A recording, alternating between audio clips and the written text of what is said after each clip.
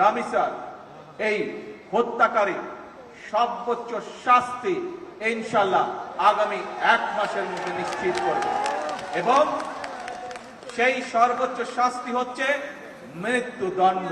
এই ধরনের শিশু নির্যাতন বা নারী নির্যাতন বর্তমান সরকার কোনোভাবেই মেনে নেবে না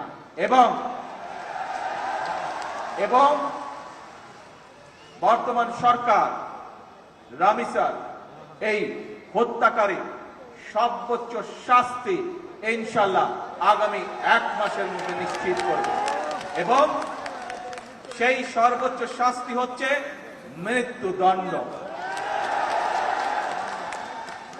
যাতে করে ভবিষ্যতে আর কোন ব্যক্তি মানুষ এইভাবে শিশু বা নারী নির্যাতন করার সাহস না পায়।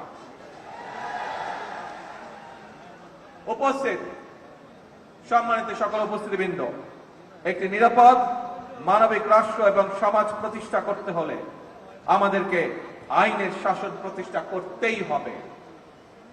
রাজনৈতিক সংস্কৃতির পরিবর্তন ঘটাতে হবে। একই সঙ্গে আমাদের জাতীয় জীবনে পুনরায় বাংলাদেশের আবহমানকালের ধর্মীয়, সামাজিক, সাংস্কৃতিক মূল্যবোধের পুনর্জীবন ঘটাতে হবে। এক্ষেত্রেও কবি কাজী নজরুল ইসলামের জীবন এবং কর্ম আমাদের জন্য প্রাসঙ্গিক। সম্মানিত সুধীবৃন্দ, কবি নজরুলের জীবন এবং কর্ম বিশ্ব সাহিত্য দরবারে আরো বেশি ছড়িয়ে দেওয়া প্রয়োজন।